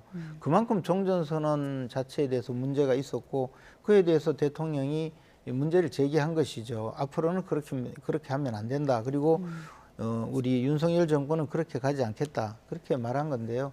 또 일부만 잘라내서 무슨 못할 말을 했다 그런 이야기까지 하시는데 저는 이번에 대통령이 말씀하신 부분이 다소 국민들이 듣기에 굉장히 좀 강한 발언이다 이런 네. 주장을 또 하는 분들도 많은데요. 야당을 포함해서. 그러나 옳고 바른 이야기 앞으로 정치의 현장에서 윤석열 정부가 북한 문제를 어떻게 다루고 또 외교 문제를 어떻게 다룰지를 포괄적으로 지금 발표한 것이라고 생각하고 조금 있습니다. 전 민감해서 한 번만 확인하면 아까 유인태 전 사무총장이 반국가 세력에게 가서 그 요직의 검찰총장은 왜 했어요라고 물어보니까 최고위원님께서 반국가 세력을 소탕하려는 목적도 있었을 거라고 하셨거든요. 반국가 세력이 있다면 소탕을 해야죠. 네. 당연히. 그러나 지금 윤석열 대통령이 문재인 정권이 반국가 세력이라고 한 적도 없고 또 뭐 그런 데 대해서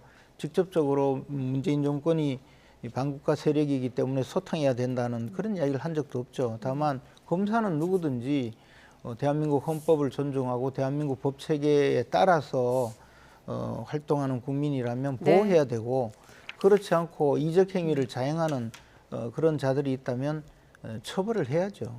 제가 말씀드릴까요? 종전선언에 대해서 가타부타 자세히는 말씀 안 드리겠습니다만 네. 문재인 정부로서는 또 우리 한반도가 평화를 정착시키고 좀 더 남북한이 교류협력을 빈번하게 하기 위해서는 지금의 전쟁이 정지되어 있는 상태는 극복되고 평화체제로 이행해야 된다.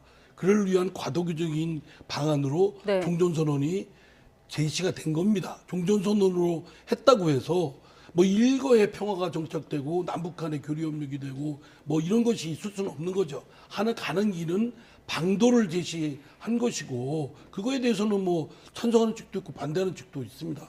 또 하나 말씀드리면 반국가 세력이라뇨. 뻔히 누구에 대해서 한 얘기 알잖아요.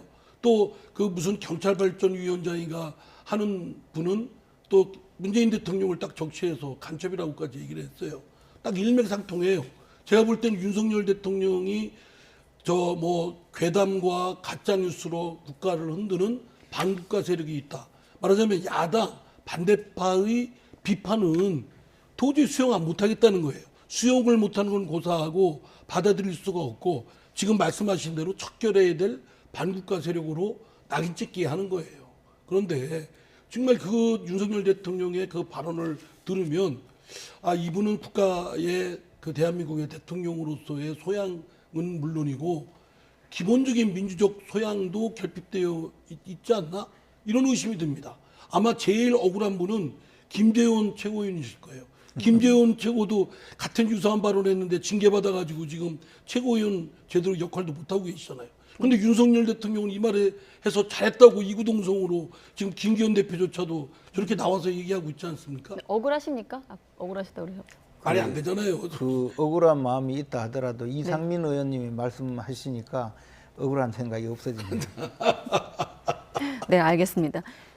좀 더 듣고 싶은데 지금 다음 질문 넘어가야 되겠습니다. 자, 이낙연 전 대표 역할론, 책임론 24일에 유학 마치고 이제 1년여 만에 돌아온 이낙연 전 대표에 대한 민주당 내 좀 얘기부터 듣고 또 두 분의 의견으로 넘어가겠습니다. 송갑석 의원 또 정성우 의원이 어떻게 말했는지 한번 들어보겠습니다.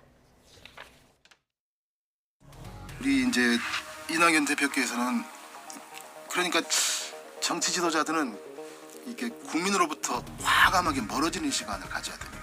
또 민주당 내부의 민감한 쟁점 이런 것에는 조금 약간 거리를 두고 현재 국민들이 뭘 힘들어하는지 또 어떤 이야기를 하고 싶어하는지 이런 것들을 듣는 그런 어떤 모습 그런 어떤 지도자의 상 이런 것을 최소한 앞으로 몇 개월 동안은 만들어 나가는 것이 좋지 않을까. 결국은 이재명 당대표와 좀 빠른 시간에 좀 만나셔갖고 결국은 지금 현재 굉장히 위기 아니겠습니까?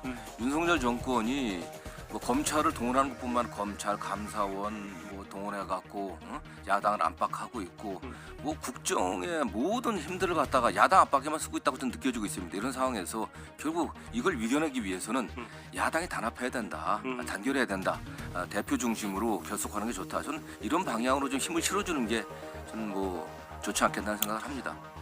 네, 혁신위를 띄운 민주당에서 이낙연 전 대표가 돌아오면서 지금 현재 어쨌든 관심은 이낙연 전 대표와 이재명 대표가 만날 것이냐 안 만날 것이냐가 또 하나의 관점이 되고 있어요. 그건 네. 정치인들이 만나고 안 만나고 보는 국민적 시선에서는 별 중요한 얘기는 아니라고 생각됩니다. 저는 그것보다 지금 이제 이재명 대표의 주변에서는 무조건 단결해야 된다. 이렇게 얘기하지 않습니까? 무조건 단결이라는 건 있을 수가 없죠. 무조건 단결이라는 거는 유신 체제에서도 많이 들어본 얘기입니다. 전두환 대통령 때도 많이 들어봤고요. 그러니까 모순이 있고 부조리가 있으면 그걸 바로잡는 것이 우선적으로 해야 될 일이고 지금 더불어민주당에는 다 국민들께서 아시고 계시지만 많은 부조리한 것들이 쌓여 있습니다. 당내 현안들이 쌓여 있죠. 이재명 대표의 사법 리스크부터 비롯해서 돈봉투 사건, 또 코인 사건, 등등 당내 그리고 강성 소위 개딸로 대표되는 분들의 삐뚤어진 아주 일그러진 어떤 행태들 이런 것들이 당이 민주적으로 더불어민주당에 맞는 걸맞는 그런 민주적 정당으로 자리매김을 하지 못하는 결함이 있는 게 또 사실입니다. 그럼 이런 중대 현재에 놓여 있는 현안들을 더불어민주당이 마주치고 있는 현안들을 정면으로 이걸 어떻게 마주하고 해결할 것이냐. 그래서 국민들이 원하는 기대하는 수준으로 더불어민주당을 바꿔놓느냐. 여기에 이낙연 전 대표를 비롯해서 모든 더불어민주당 구성원들한테 놓여 있는 당면 과제입니다. 네, 마침 또 김재원 최고위원께서 YTN 라디오에 나오셔가지고 이낙연 전 대표가 이재명 대표의 낙마를 기다리고 있다 이런 또 말씀하셨더라고요. 네, 덧붙여 주시죠. 근데 이제 우리 이상민 의원님처럼 굉장히 합리적이고 이성적으로 정치 활동도 하시고 또 당내의 여러 가지 일도 맡아서 하실 때 가장 합리적으로 하셨거든요. 그런데 180명 가량 되는 180명은 아니지만 민주당 의원 중에서 우리 이상민 의원님처럼 그렇게 정상적으로 활동하는 분이 많지 않거든요. 대부분은 좀 국민들이 봐서 왜 저럴까 이해를 못하는 그런 당이 돼버렸어요. 이번에 돈봉투 사건도 전당대회 때 돈을 뿌려놓고는 밥값 정도밖에 안 된다고 이야기를 하지를 않나.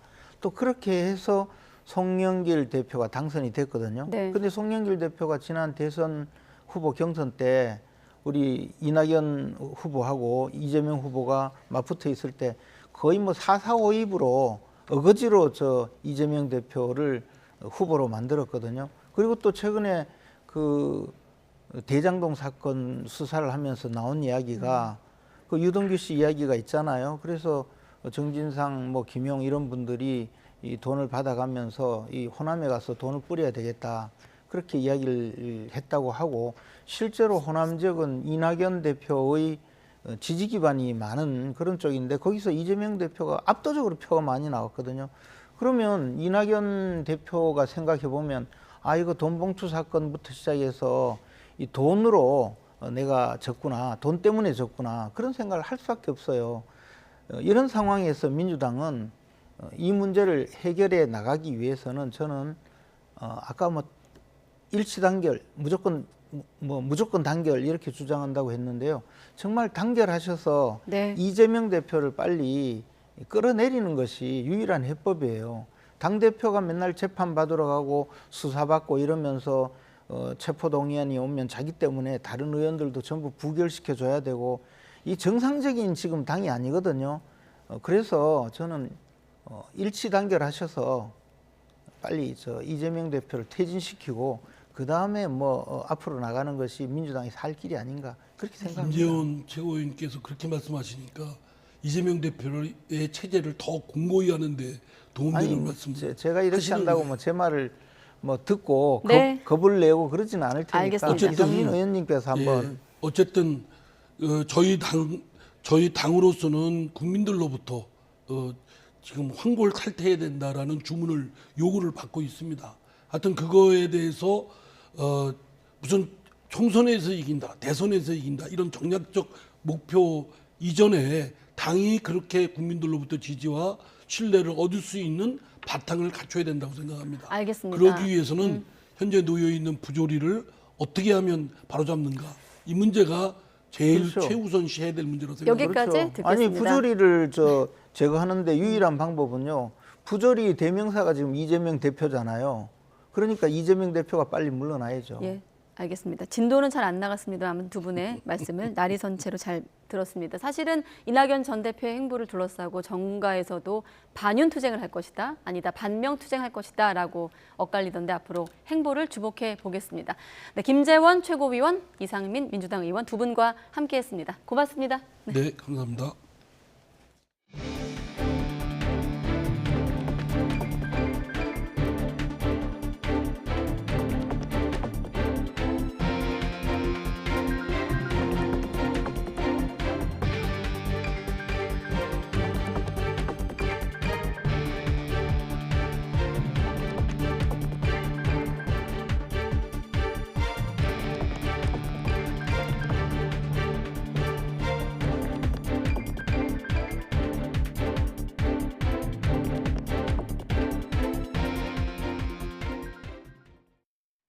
네, YTN 뉴스큐 이어가겠습니다. 정부가 대형 입시학원을 겨냥해 동시다발적인 세무조사에 나서면서 학원가가 뒤숭숭한 분위기입니다. 연이은 강력한 사교육 대응에 수시를 앞두고 한창 진행 중이던 입시 설명회가 취소되는 등 파장도 적지 않습니다. 김연아 기자가 보도합니다. 메가스터디와 시대인재 등 대형 입시학원을 포함해 사교육 업체 5곳 이상이 세무당국의 동시다발 조사를 받게 됐습니다. 세무조사 기간은 각각 8, 9월까지로 최근 3년치 회계 자료를 모두 가져간 것으로 전해졌습니다. 여기에 공정위 역시 사교육업체 허위 과장 광고 관련 조사를 곧 시작할 예정입니다. 최다 합격, 1등 강사 같은 광고 문구들이 검토 대상에 오릅니다. 사교육 시장이 학생과 학부모들의 어떤 불안 심리를 이용해서 어떤 거짓 또는 과장 광고로 불안 심리를 좀 증폭시키고 있다 이렇게 저희는 보고 있습니다. 저희는 주로 이제 표시광고법 위반 부분을 좀 사교육 카르텔 부조리 집중 신고 기간이 끝나는 다음 달 6일부터는 교육당국의 본격 조사도 시작됩니다. 교육부는 특히 이권 카르텔로 지목했던 사교육업계와 출제위원 간 유착 의혹에 대해서도 수십 건의 제보가 들어왔다며 강도 높은 조사를 예고했습니다. 정부 칼날이 학원가를 정조준하면서 수시 컨설팅 준비로 바쁘던 업계 분위기도 얼어붙고 있습니다. 실수를 할 수 있으니까 어떤 기업이나 뭐 털면 안 털는 데가 어디 있겠어. 수시 원서 접수가 이제 막 시작돼야 되고 한창 뭐 입시처럼 가는데 타이밍상도 좀 그렇고 9월 뭐 수시 원서 접수가 종료될 때까지인 것 같은데. 이미 예정돼 있던 시대인재 입시 설명회가 취소됐고 학원과 조사 대상이 확대될 수 있다는 전망에 중소 입시 학원들 중에서도 조심하자는 분위기가 퍼지고 있습니다. 특히 범정부 차원의 조사가 수시 2달을 앞두고 진행된 건 회당 수십만 원에서 수백만 원씩 오가는 대입 컨설팅 시장을 잡으려는 의도로 보입니다. 동시에 하반기 진행될 영재중이나 특목고 입학과 관련해서도 경고를 보낸 것으로 해석됩니다. YTN 김연아입니다. 강원 지역에 호우특보가 내려진 가운데 팔당댐에 이어 북한강 상류에 있는 의암댐과 춘천댐도 올해 들어 처음 방류에 나섭니다. 의암댐은 오늘 오후 7시 21개, 춘천댐도 같은 시각 21개를 열고 각각 초당 410톤과 290톤의 물을 방류할 예정입니다. 의암댐과 춘천댐은 올해 첫 방류며 제한 수위 175m인 화천댐은 아직 수위에 여유가 있어 수문 개방은 검토하지 않고 있습니다. 진단명을 조작하거나 부풀려 보험금 수십억 원을 부당하게 타는 혐의로 충남 천안시 여성병원 3곳과 환자 300여 명이 적발됐습니다. 경찰은 있지도 않은 의료기기로 자궁시술을 받은 것처럼 꾸며 보험금을 나눠 갖는 등 도덕적 해이가 심각한 수준이었다고 밝혔습니다. 이문석 기자의 보도입니다. 충남 천안의 한 여성병원에 경찰이 들이닥쳤습니다. 환자들에게 허위 진단서를 발급해준 혐의가 포착된 곳입니다. 이곳을 포함해 천안시 여성병원 3곳이 환자 보험 설계사들과 짜고 진료 내역을 실손보험이 적용되는 진단명으로 조작한 혐의로 적발됐습니다. 환자가 피부관리나 각종 미용 시술을 받아 결제하면 병원에서 금액에 맞게 보험 대상 진단명으로 둔갑시켜 8천여 회에 걸쳐 보험금을 대리 청구한 거로 조사됐습니다. 심지어 병원에 있지도 않은 의료 장비로 자궁 근종 레이저 시술을 받은 것처럼 보험금을 청구해 수익을 나눈 혐의도 받고 있습니다. 경찰은 이런 수법으로 지난 2017년부터 5년간 300여 명이 보험금 23억 원을 부당하게 받아냈다고 밝혔습니다. 환자들을 꼬드겨 보험금을 수령하게 하고 또한 그로 인한 이득금을 의료계에서 받았다는 부분이 도덕적으로 해이된 부분이 드러난 범죄라 이렇게 생각하고 있습니다. 또 수사 과정에 병원 직원들이 진료를 받은 것처럼 속여 요양급여를 타내고 임신 중절한 태아 사체 10여 구를 사산한 것처럼 꾸며 업자에게 유통한 혐의까지 드러났습니다.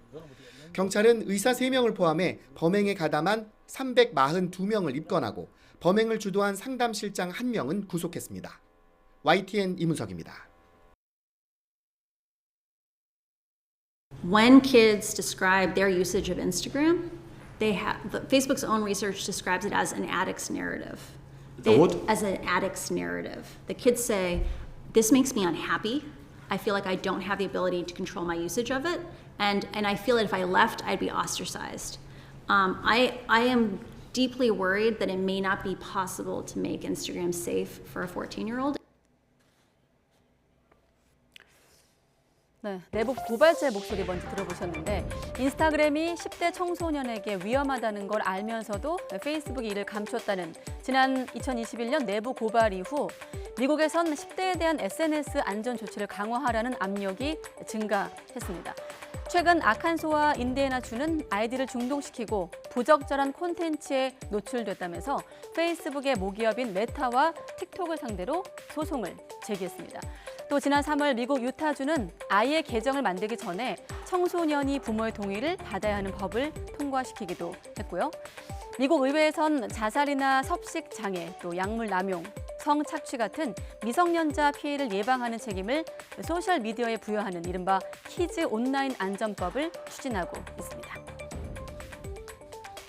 I've also seen the tremendous downside. I've seen how some of their friends who are in trouble get very quickly spun into deep dark corners of the internet with content promoting self-harm or celebrating eating disorders, encouraging kids to be ashamed of their body image. And so for me, this is simple. Some of these kids aren't ready for social media. 네. 자, 어두운 터널. 이런 가운데 페이스북과 인스타그램의 모회사 메타가 새로운 청소년 보호 장치를 발표했습니다. 바로 부모의 감독 기능인데요. 부모는 자녀가 누구와 메시지를 주고받고 또 몇 시간 동안 메신저를 사용하는지 알 수 있게 하는 겁니다. 또 자녀가 낯선 사람의 메시지를 허용하는지 볼 수가 있고 자녀가 누군가를 신고하면 알림도 받게 됩니다. 다만 자녀가 동의해야만 가능하고 채팅 내용은 볼 수가 없습니다. 2021년 유니버시티 칼리지 런던 연구에 따르면 사춘기 소녀 75%가 소셜미디어에서 남성의 성기 사진을 받은 적이 있다고 했는데 인스타그램은 팔로워가 아닌 경우 이용자가 수락할 때까지 메시지를 보낼 수 없게 해서 낯선 사람과의 채팅을 제한하는 기능도 추가를 했습니다. 소셜미디어가 범죄의 통로가 된다는 조사 결과는 국내에도 나와 있습니다. 여성가족부에 따르면 지난해 성매매 피해 아동 청소년의 78%가 채팅 앱이나 SNS를 통해서 성매매에 노출된 것으로 나타나기도 했습니다. 메타는 새로운 청소년 보호 기능을 미국과 캐나다, 또 영국에서 우선 시작했다면서 몇 개월 안에 다른 나라로 확장할 거라고 말하기도 했는데요. 유해 환경에서 아이들을 보호하기 위한 이런 추세가 우리나라로도 이어질지 지켜보겠습니다. 지난 5월 한국이 중국에 수출한 금액 규모가 중국 교역국 가운데 4위를 기록해 지난해 5월 2위에서 1년 만에 2계단 밀려난 것으로 나타났습니다.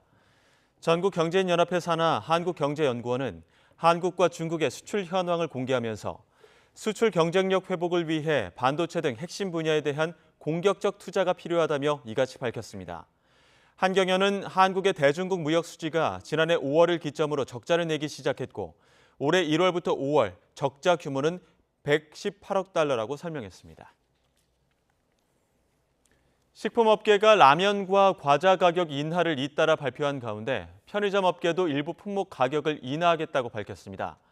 편의점 GS25와 CEO, 세븐일레븐, 이마트24는 다음 달 1일 예정된 롯데 웰푸드 아이스크림 제품 판매 가격 인상 계획을 철회하겠다고 설명했습니다. 편의점별로 가격 동결에 해당하는 롯데 웰푸드 아이스크림은 GS25 15종, CU 10종, 세븐일레븐 13종, 이마트24 14종입니다. 편의점 업계는 식품업계 가격 조정에 따라 1일부터 신라면 한 봉지를 현재 1,000원에서 950원으로, 새우깡은 1,500원에서 1,400원으로 가격을 내립니다. 네, 북한은 지금까지 6차례 인공위성을 발사해서 단 2차례만 성공했지만 이마저도 제 기능을 발휘하지 못하고 있다는 게 우리 정부의 판단입니다. 그런데 가장 최근에 발사한 광명성 4호가 빠른 속도로 대기권에 접근하고 있어 머지않아 소멸할 거란 전망도 있습니다. 신현준 기자가 보도합니다.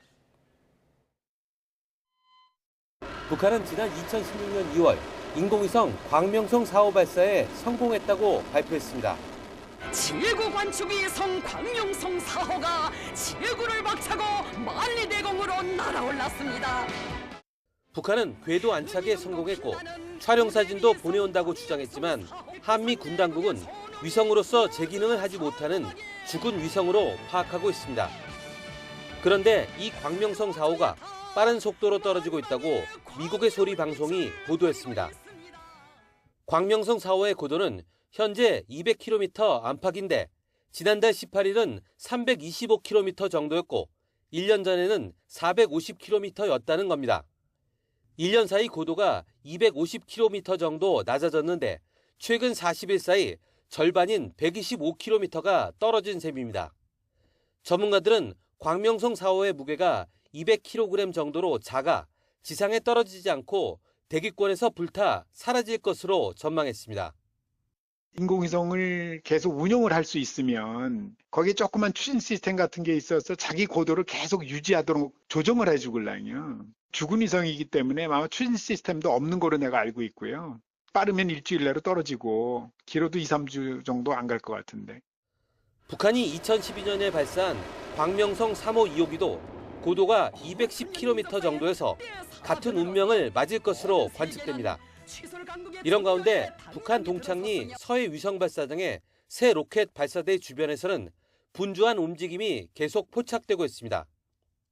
위성 사진을 보면 가로 7m, 세로 16m 크기의 하얀색 물체를 볼 수 있는데 북한이 새로운 위성 발사를 준비하는 정황으로 분석됩니다. YTN 신현주입니다. 확장 억제 강화를 골자로 한 한미 핵협의 그룹 NCG와 관련해 다음 달 첫 회의가 열릴 것으로 전망되고 있습니다.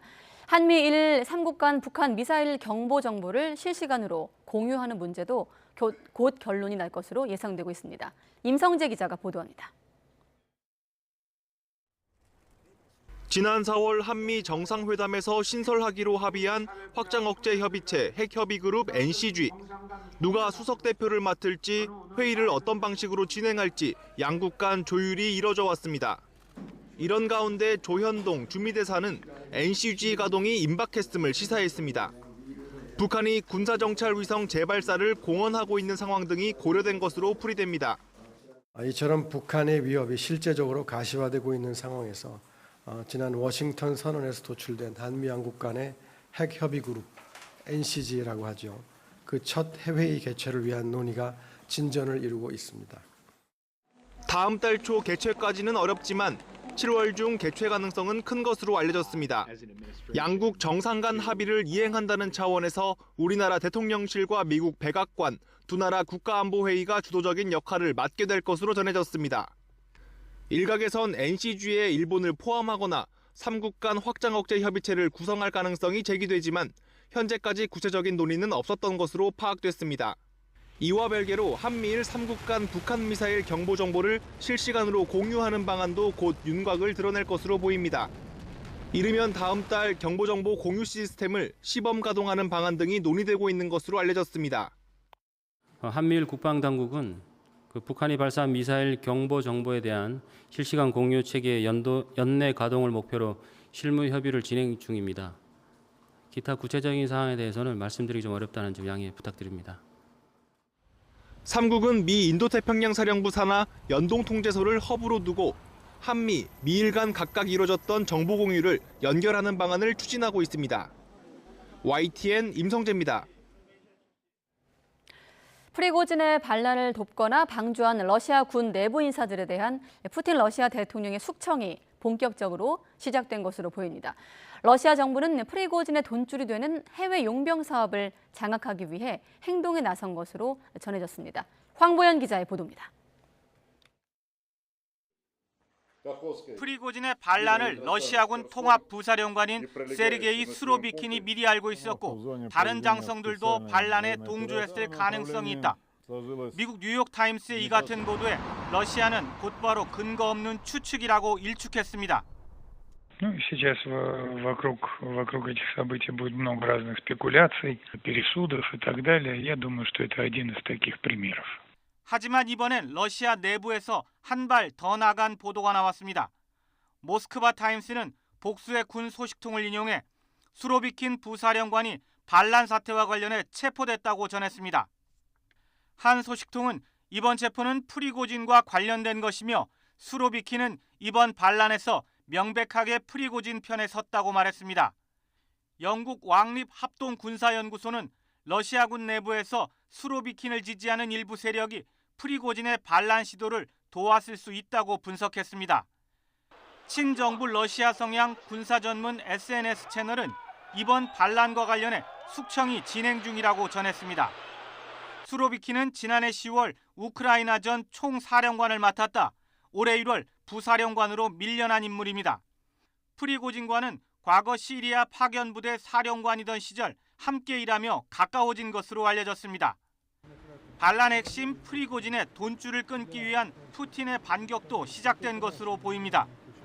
세계 곳곳에 구축된 바그너그룹 용병사업 네트워크를 접수하기 위해 러시아 정부가 직접 나섰다고 미국 월스트리트 저널이 보도했습니다. 러시아 정부가 최근 바그너그룹 주요 활동 국가인 시리아와 중앙아프리카 공화국 등에 용병사업 관리 주체가 바뀔 것이란 메시지를 전달했다는 겁니다. 그간 프리고진이 해당 국가들의 용병을 보내는 대가로 연간 수천억 원을 챙겼는데 이를 원천적으로 차단하겠다는 의도로 풀이됩니다. YTN 황보연입니다.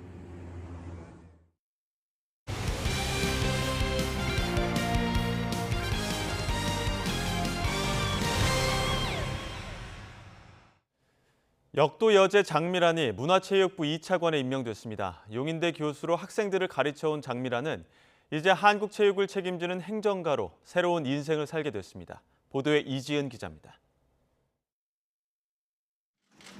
한국 역도의 전설 장미란이 문화체육관광부 제2차관으로 깜짝 발탁됐습니다. 세계선수권 4연패, 올림픽 금은 동메달로 한국 역도를 빛낸 장미란은 뛰어난 실력뿐 아니라 겸손한 태도로 많은 사랑을 받아왔습니다.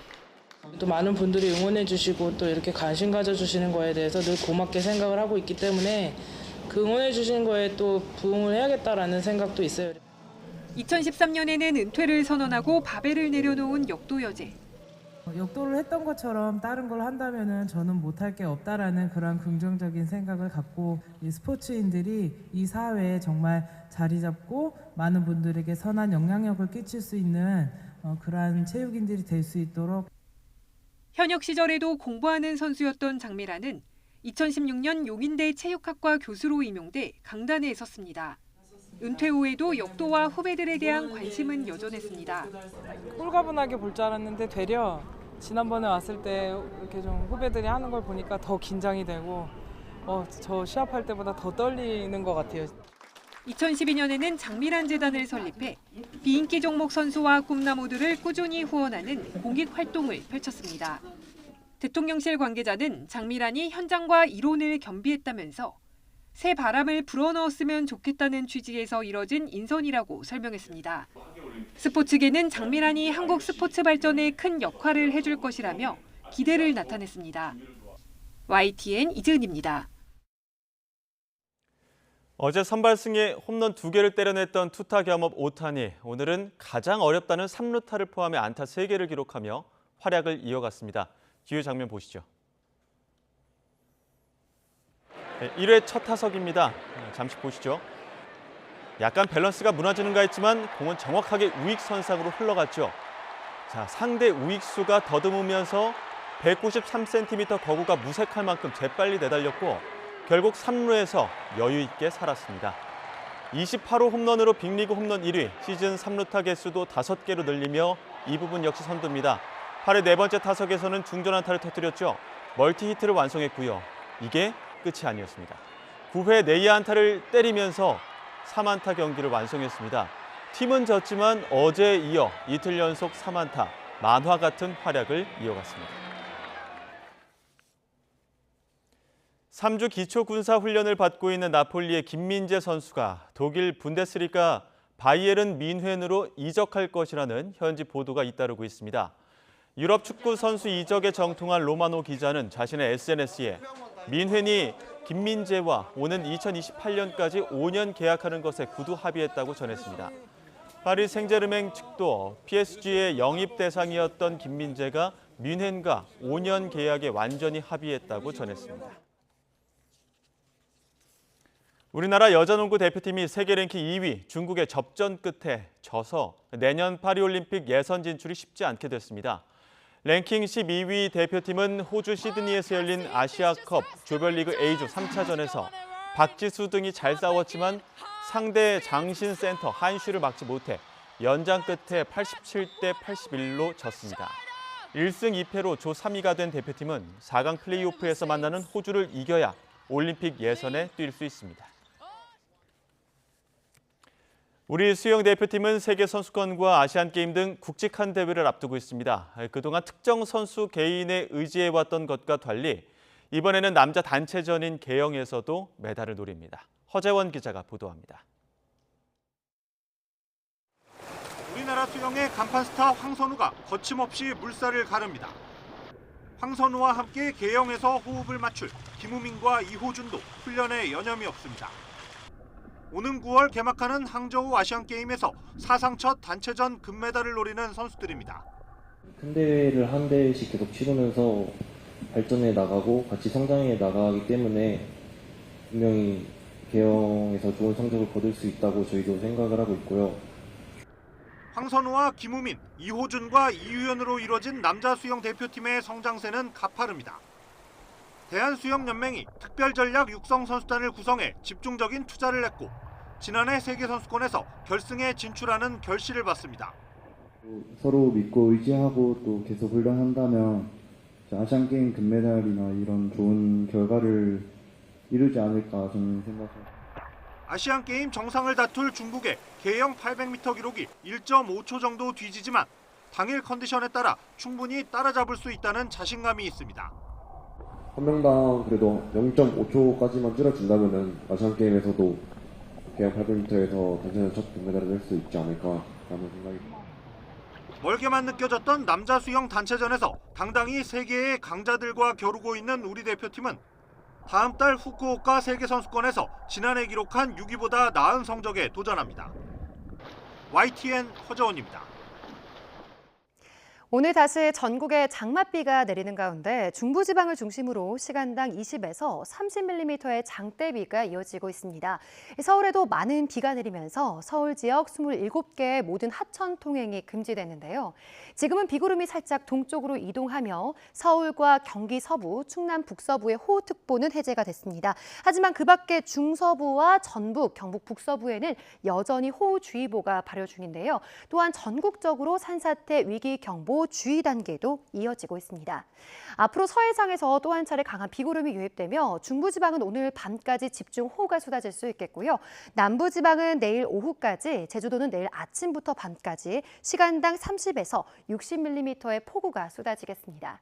비의 양도 호남과 제주도 많은 곳에 250mm 이상, 경남 지역은 150mm 이상으로 남부지방을 중심으로 큰 비가 쏟아지겠고요. 그 밖에 서울 등 중부와 경북 지역은 20에서 80mm 정도의 비가 예상됩니다. 많은 비로 산사태나 축대 붕괴 등 피해가 우려되니까요. 안전사고에 주의해 주시기 바랍니다. 중부지방의 장맛비는 내일 아침까지, 남부 내륙은 내일 밤까지 내린 뒤 잦아들겠습니다. 이후로는 남해안과 제주도를 중심으로 영향을 주다가 다음 주 화요일쯤 다시 전국에 장맛비를 뿌릴 전망입니다. 날씨였습니다. 가장 빠른 종합뉴스 뉴스큐 마치겠습니다. 이어서 이브닝 뉴스가 방송됩니다. 시청해주신 여러분 고맙습니다.